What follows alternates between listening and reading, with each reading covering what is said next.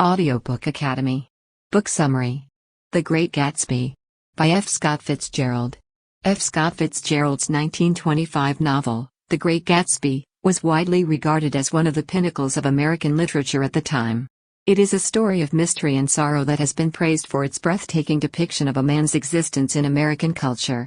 Even though it wasn't initially a hit for Fitzgerald since it was viewed as a snapshot of the frenzied post-war culture known as the Jazz Age, it now provides readers with a glimpse into life in the 1920s and is read and taught across the world. Fitzgerald's ability to depict the spirit of a generation amid a politically and socially important and difficult moment in American history is part of The Great Gatsby's appeal. The Great Gatsby is divided into 9 short chapters that follow the lives of 4 wealthy individuals whom Nick Carraway, the book's narrator, gets to know. Nick's life was modeled after that of F. Scott Fitzgerald. Each of them was raised in the same little village, went to the same college, and eventually ended up in New York City after the war. For his new job, he decided to settle in West Egg, Long Island. Gatsby, a mystery 30-something rich man, was his next-door neighbor and a frequent topic of conversation at his parties, where he was the center of attention for everyone in attendance. Some thought he was a hero in World War I, while others said he was a German spy. As Nick became closer to Gatsby and learned more about him, everything about him began to look dubious, save for his affection for Nick's lovely cousin Daisy Buchanan, who he had fallen in love with. The main purpose of J. Gatsby's night gatherings was to attract Daisy, who resided across the bay in East Egg, the more fashionable neighborhood. Across the bay, Gatsby could see her house from the grounds of his estate. During the night, a green light could be seen glowing, which eventually became a symbol of the future that grows ever more distant. The golden girl of Gatsby's heart was Daisy, even though she was already married to another man and a mother. During their initial encounter, she came from a wealthy family, while he came from a middle-class military family. Until he returns from the war, Daisy has pledged to wait for him. Tom Buchanan, a wealthy classmate of Nick's, was instead her husband. Gatsby, who had made a fortune and was still convinced that they belonged together, set out to see Daisy upon his return. In his quest to find his love, Gatsby had risen from the bottom to the top of the social ladder and was on the verge of death. Nick Carraway had recently relocated from the Midwest to the town's less trendy West Side in order to start a bond brokerage firm. Buying a property and moving in with his coworker had been his coworker's idea. At the 11th hour, he was reassigned to Washington, D.C., and left on his own. In the course of a dinner chat with his college friend Daisy and her husband Tom, his neighbor J. Gatsby was brought up. Suddenly, the topic had changed and he was unable to speak. Daisy conveyed her displeasure at Tom's involvement with Jordan Baker, a guest at the house, after he had left the table. When Nick finally left, Daisy mentioned her interest in Nick and Jordan, believing that they would be an excellent match for each other. As soon as he got back to his house, he observed his neighbor and decided to call him. When he was ready to say something, he suddenly disappeared. Nick was invited to New York to meet Myrtle, Tom's mistress, after a long period of time. Not with Daisy in the picture. Prior to Tom picking Myrtle up, they made a pit stop at the George B. Wilson garage shop, where Myrtle was waiting. Catherine, Myrtle's sister, introduced Nick to the McKees, who lived in the apartment below theirs and treated the furnishings like it belonged to her. When Catherine and Myrtle heard the name Gatsby, Nick was left wondering who Gatsby was. Finally, a chance presents itself. In the morning of a Saturday, a driver sent him a formal invitation to the party of J. Gatsby, which he accepted.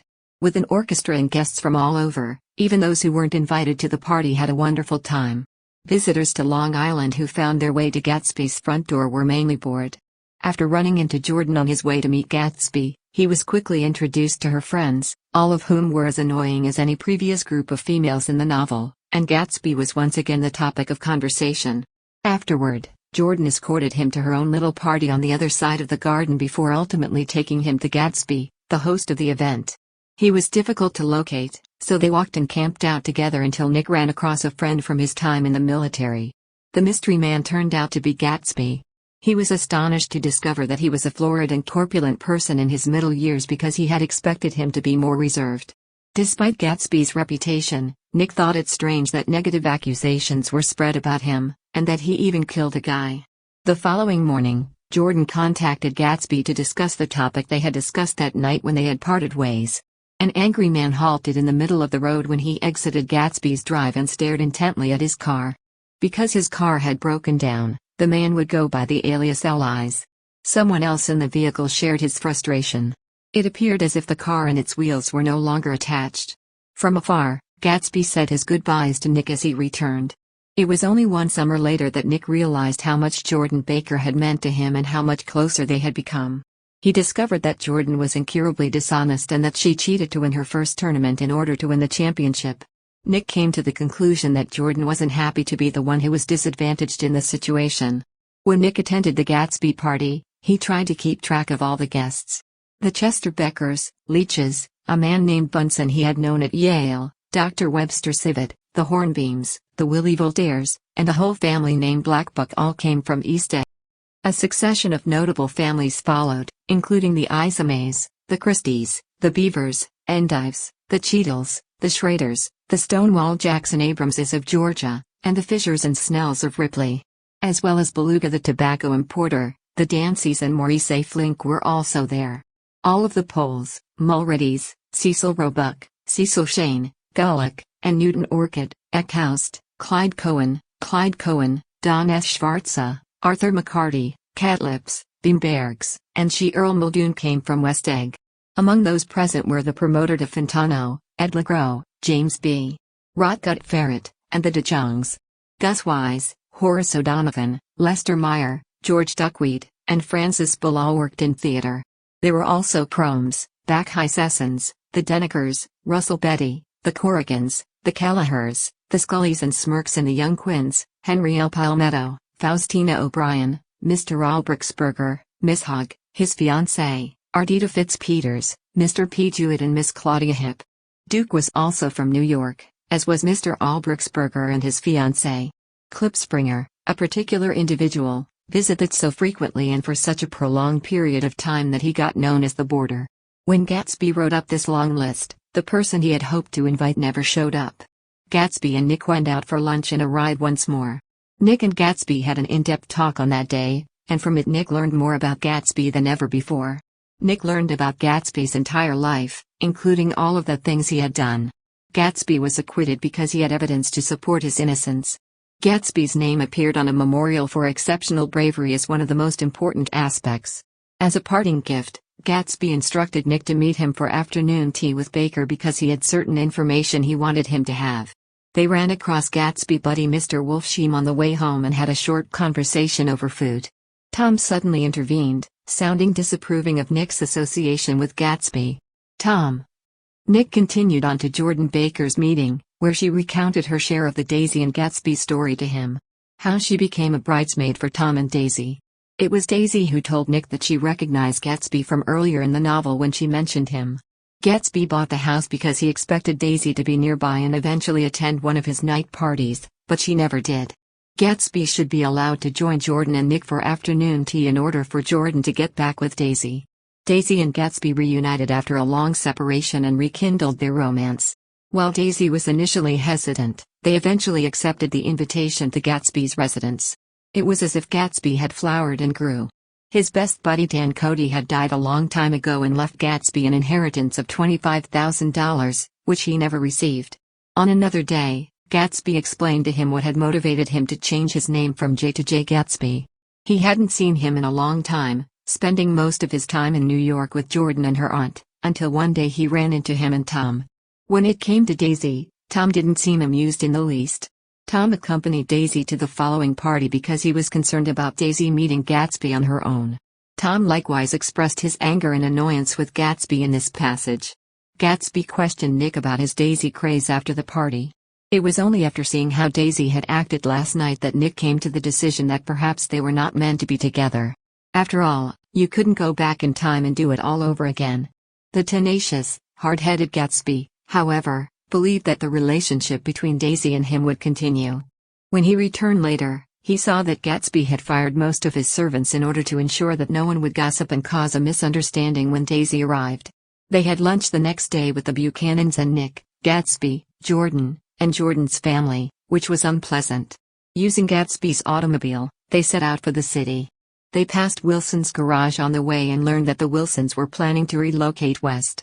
Myrtle, on the other hand, was envious of Jordan Baker, whom she believed to be Tom's wife, from a distance. After a brief conversation with George, the two of them quickly parted ways. They finally found a place to stay at a Plaza Hotel after driving about aimlessly. Here was Tom and Gatsby's ultimate showdown. At the same time, Tom was furious at Gatsby for interfering in his marriage and presumably destroying his affair with Daisy. The latter was certain that Daisy loved him and would leave Gatsby for him. When they started fighting, Nick tried to intervene, but he was unsuccessful. Tom and Gatsby refused to let Jordan and Nick leave the scene. Daisy was now the center of attention. When Tom and Gatsby compelled her to speak her mind, she admitted that she had previously fallen in love with Gatsby, but when she thought he had died, she turned her affections to Tom instead. Still perplexed and taken aback by her admission, Gatsby assumed she was overexcited and hence unable to think straight.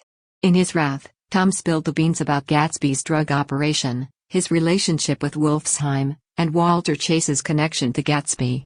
After a brief moment of confusion, Nick realized it was his birthday, not that it mattered, given the state of the world.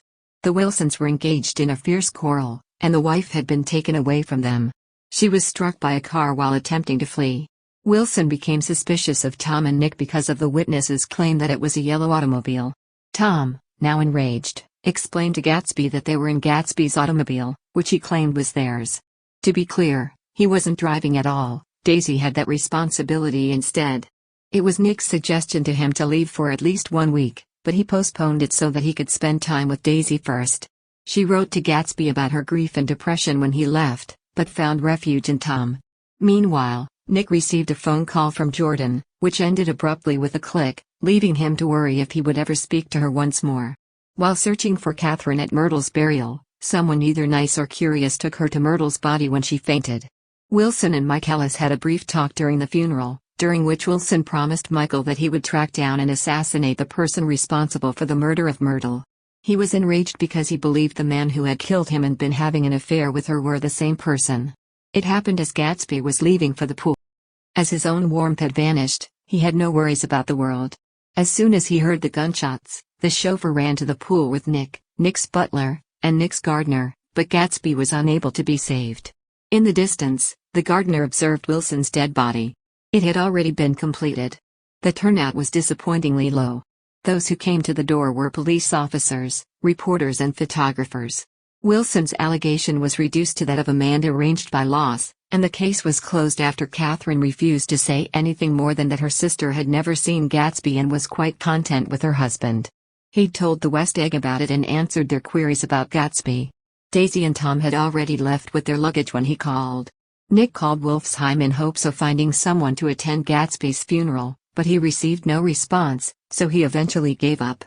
At first he anticipated to hear back from Daisy and Wolfsheim, but instead received a letter from Wolfsheim informing him that because he had another business to attend to, he couldn't make it and that the Gatsby family was completely unknown to him. A man, whom he initially mistook for Daisy, called and then hung up when he announced that Jay Gatsby had died. Later, Gatsby's father, Henry C. Gatz, sent a telegraph to Nick requesting that the funeral be postponed until he arrived. On the day he arrived, he was distraught, yet he glanced around the room with pride at his kid, his pride shining through his tears. Nick and Gatsby were talking about the Great Gatsby when they came across Klipspringer. After meeting him, Nick felt relieved because he had made a promise to come to the burial. Klipspringer tried to fabricate an excuse that he had a picnic when Nick brought up the funeral, and this irritated Nick even more. He even sought to meet Wolfsheim in person, but he was told that Wolfsheim had moved to Chicago. He was devastated. Nick persisted on meeting Wolfsheim after hearing his voice. Wolfsheim finally walked out of his office and explained to him how he and Gatsby first became friends. Wolfsheim was one of Gatsby's closest pals, and Nick wanted him to attend the burial, but he didn't want to get caught. Only Nick, Henry, a few servants, the pastor, and allies attended the burial. They waited for a little longer, but there was no sign of anyone. Nick was troubled by the fact that he returned home after Gatsby's death and visited Jordan again before he left, and she informed him that she was engaged to another guy. At first he was disgusted that he wouldn't shake hands with Tom Buchanan, but in the end he agreed to do so merely for the sake of formality. Tom confessed to Nick what he'd said to Wilson immediately before the disaster, admitting that he shared some of Wilson's guilt as well, but Nick refused to accept Tom's apology. As Nick reflected on Gatsby's life, he was struck by the similarities between his and Nick's. The past had slipped away from him while he was trying to comprehend it. He stumbled and couldn't get back up.